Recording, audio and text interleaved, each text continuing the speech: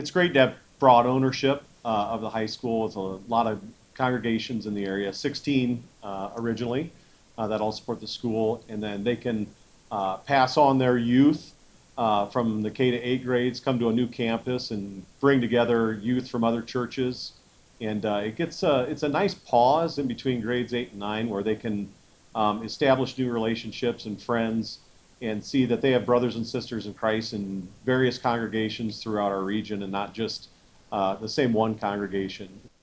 And from a church standpoint, it's so wonderful that we can focus on kindergarten through 8 and try to make that as excellent as we can, but really put our resources there and allow Dan and the other congregations to really say, this is what we're going to do with the talents and resources we have. So we really complement each other, and that has really been a blessing for us. We definitely promote Lutheran High. We kind of see them as an extension of Christ Lutheran. Like, not say Christ Lutheran High School, but I think some parents see it that way, that, hey, that's just the next step they're going to take.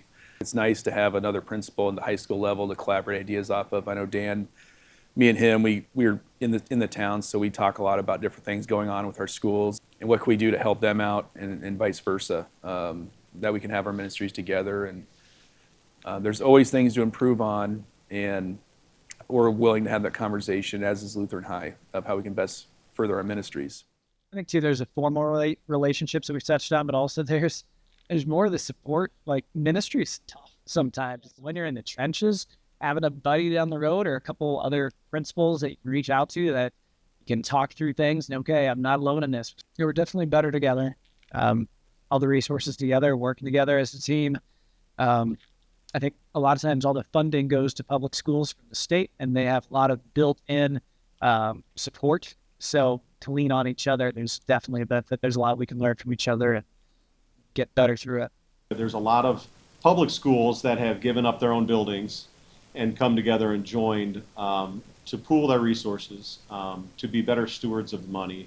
And I think that is a logical step for Christian schools as well. I don't necessarily think you lose the identity of your church school partnership when you collab with a different church and school, but I think there gets to be a point where it's a lot of heavy lifting for the teacher to student ratio, for your facilities, for the costs that you're paying per pupil to educate. And then when you bring together, that's also a time when there can be some joy as you come together and join ministries with the same purpose and spreading the Christ love. And I think it's just it's a tough road to go down for a lot of places, but I really, of the schools that I know that have gotten together, I don't think many of them look backwards and say that was not a good decision.